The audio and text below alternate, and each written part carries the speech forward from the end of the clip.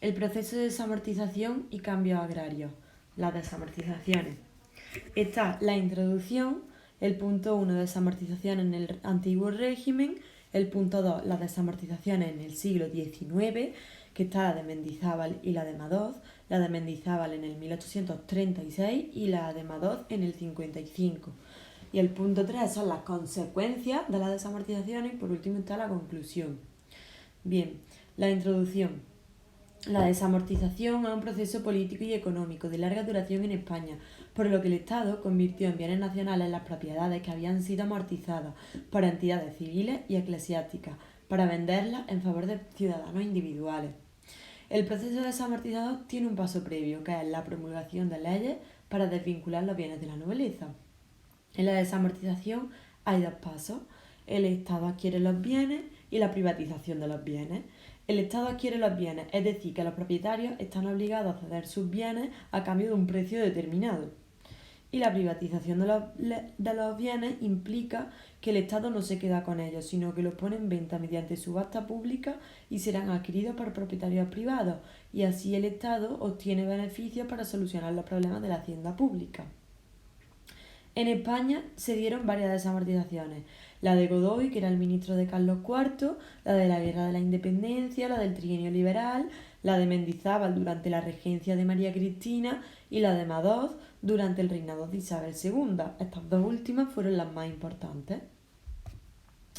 El punto 1. La desamortización en el antiguo régimen. En la España del antiguo régimen, la Iglesia, la nobleza y los ayuntamientos son propietarios de tierras, la mayoría no cultivables o de bajo rendimiento. Muchas veces ni pagaban impuestos, por lo que no generaban riqueza. Desde las reformas de los Ilustrados, la solución fue que el Estado se apropiara de estas tierras para venderlas a través de la subasta pública y así aumentar la riqueza nacional. Durante el reinado de Carlos III aparecieron las críticas a las tierras amortizadas. Los Ilustrados pensaban que era la principal causa del estancamiento agrario y proponían detener la amortización, pero la corona se opuso. Lo repito. Durante el reinado de Carlos III aparecieron las críticas a las tierras amortizadas. Los Ilustrados se pensaban que era la principal causa del estancamiento agrario y propusieron detener la amortización, pero la corona se opuso. Durante el reinado de Carlos IV, pues hubo un aumento de la deuda pública que obligó a Godoy a iniciar la desamortización. Entonces el gobierno declaró en venta los bienes de los establecimientos públicos que eran regidos por instituciones eclesiásticas. Esto supuso un respiro para las casas nobles con problemas de liquidez, pero lo obtenido se empleó para campañas militares, lo que provocó un aumento del endeudamiento público. Durante la Guerra de la Independencia, José I realizó una pequeña desamortización para sufragar los gastos de guerra de las tropas francesas. Luego las Cortes de Cádiz expropiaron los bienes a los afrancesados y con la restauración del absolutismo de Fernando VII se devolvió a la Iglesia los bienes vendidos, pero en el trienio liberal se reanudaron las desamortizaciones.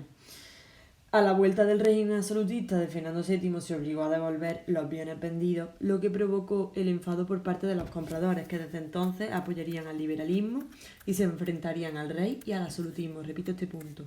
La restauración del absolutismo con Fernando VII devolvió a la Iglesia los bienes que habían sido vendidos, pero en el trienio liberal se reanuda la desamortización. Entonces, a la vuelta del régimen absolutista de Fernando VII, pues se obligó a devolver los bienes vendidos, lo que provocó un enfado por parte de los compradores, que desde entonces apoyarían al liberalismo y se enfrentarían al rey y al absolutismo. Las desamortizaciones en el siglo XIX.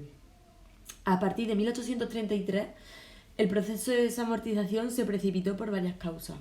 Las guerras carlistas, que obligaron a los estados a obtener recursos ya que las arcas estaban vacías y el crédito exterior hundido, y la difusión de un clima anticlerical por el apoyo del clero al bando carlista y los antiguos compradores de las desamortizaciones que presionaban al gobierno para que se les devolvieran los bienes. Se producen unos cambios que significarán la creación de una sociedad burguesa y capitalista, formada por empresarios y obreros, ricos y pobres, una sociedad de clases ordenada por la riqueza. La desamortización de Mendizábal. En el 1836, Durante la regencia de María Cristina, al llegar al poder los progresistas, se retoman las desamortizaciones del trienio liberal. La primera de las dos grandes leyes desamortizadoras fue la del ministro de Hacienda, Juan Álvarez de Mendizábal. En febrero de 1836 se ponen en venta todos los bienes pertenecientes al clero y los fondos fueron destinados a amortizar la deuda pública. Es el primer gran proceso desamortizador en España y al principio solo afectaba al clero regular, pero con Espartero afectó también al secular.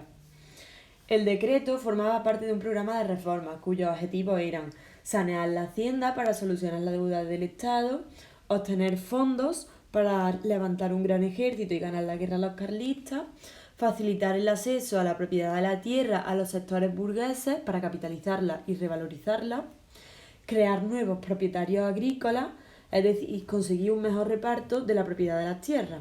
Y por último, desmantelar el poder económico de la Iglesia y disminuir su influencia.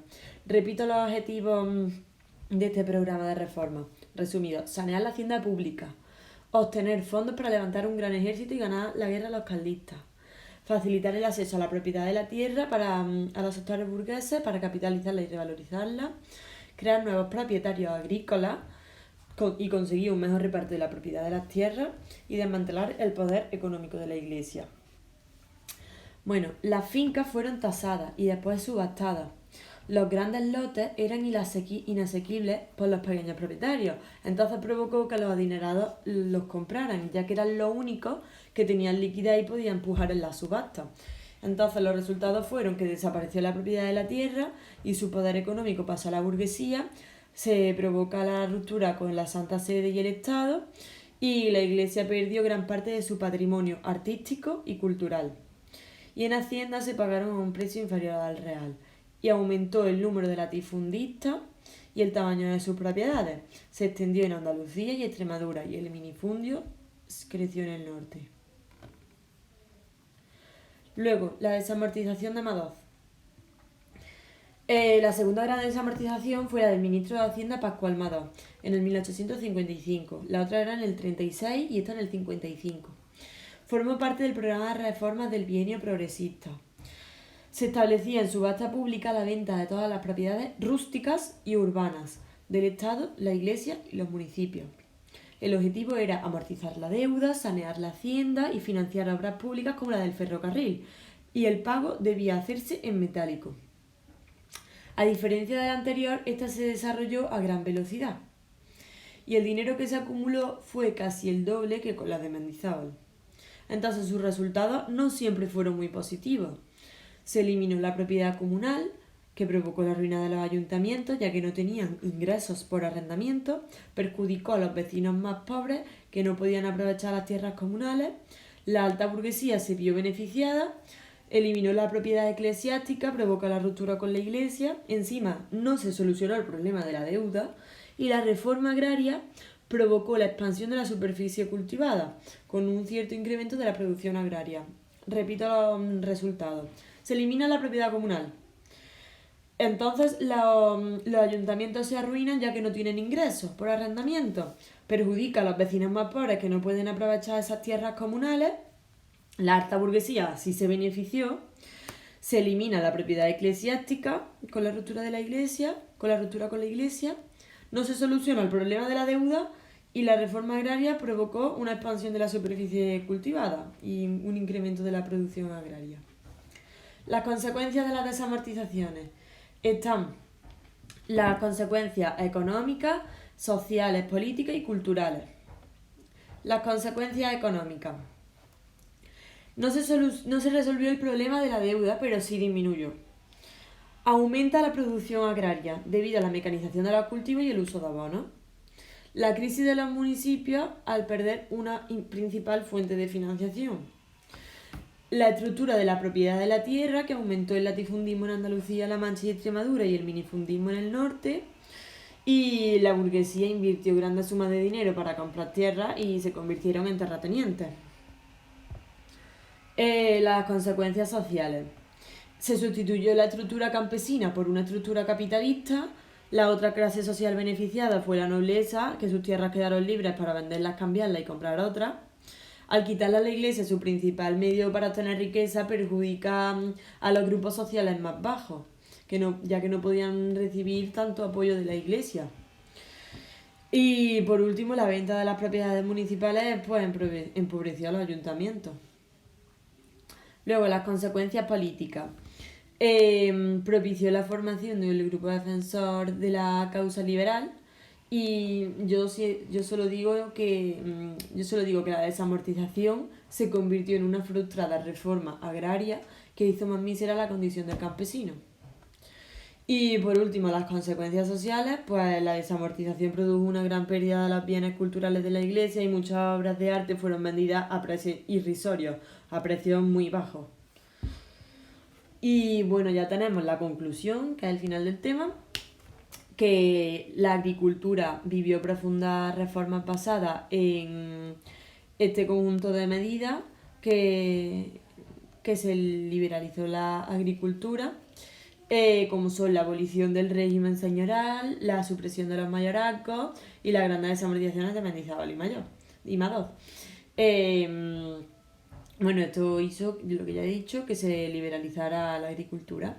Luego, la mayor parte de la tierra pasó a manos de los propietarios privados, individuales, propietarios privados, y el proceso desamortizador contribuyó al cambio a una sociedad burguesa.